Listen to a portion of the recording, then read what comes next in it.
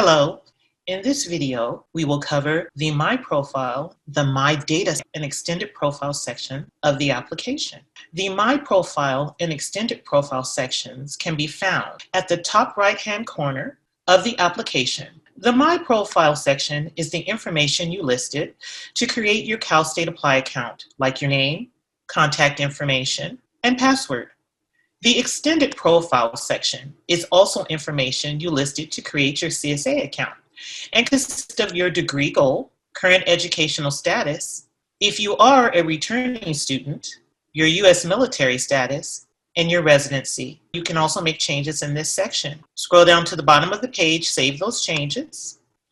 You will also be prompted that these changes were saved successfully. Click OK. Please note that the My Data section will not appear for our transfer applicants. The My Data section lists California residents' high school transcripts from CCGI that were linked and imported using californiacolleges.edu, where you will click on the Connect, and this will direct you to californiacolleges.edu. You're welcome to sign in if you already have an account. If you do not, you can still register. It's important to list the correct high school and term type when setting up your account, or a course record will not be found to import. It is also important to review the information imported to confirm courses taken, grades received, and A through G designation noted.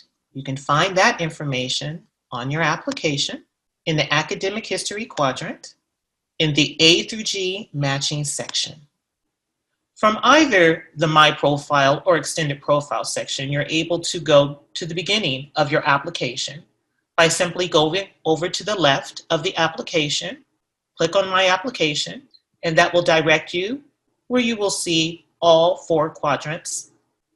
Thank you for watching, and feel free to contact our office with any further information. We wish you the best of luck.